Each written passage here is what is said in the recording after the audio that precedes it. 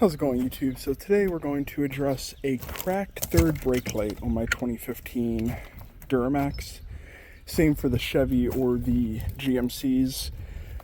New one, if you get them OEM, they're about $95 plus shipping. Or this one I believe is around $30 on Amazon. I'll go ahead and link it down below. This one's smoked and fully LED. It's super simple to do. So first, take your Torx 20 bit. I have a Torx 15, but it seems to work, so I'm going to send it. Take these out.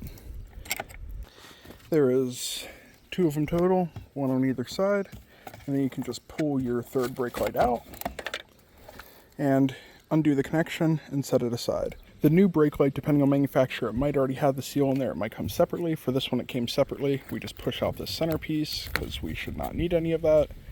And then we'll go ahead and take off one side of the stickiness, put it down here, make sure our wire comes up through the center. And then as you're doing this, make sure that you're not like getting your outside seal on top of this and creating a little gap. Just go around, push it down, make sure everything's good. And then we'll go ahead and plug this into the wire on our new one.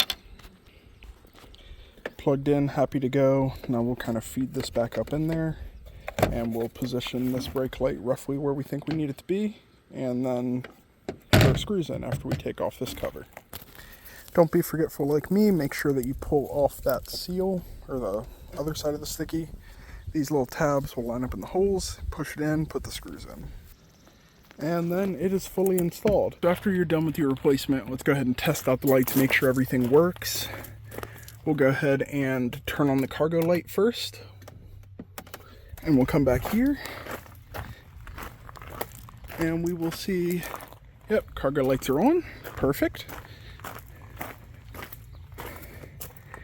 Number 2 is we will go ahead and use some kind of bar or a friend, engage the brake pedal, come back here and let's make sure, yep, brake lights on, brake lights are on, and brake lights are on. So we are good. Now, if any of those do not work, what you would want to do is come up here under the hood, take off this cover over your fuses here, and check fuse number 38, which is the one down here.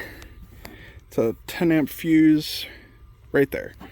And make sure that fuse isn't blown. You can also have a bad ground, stuff like that, you know, all the basic stuff to check over. But that's essentially how we'll do it. So thanks for joining us. We now have a non-leaky and functional third brake light or high brake light. And until next time.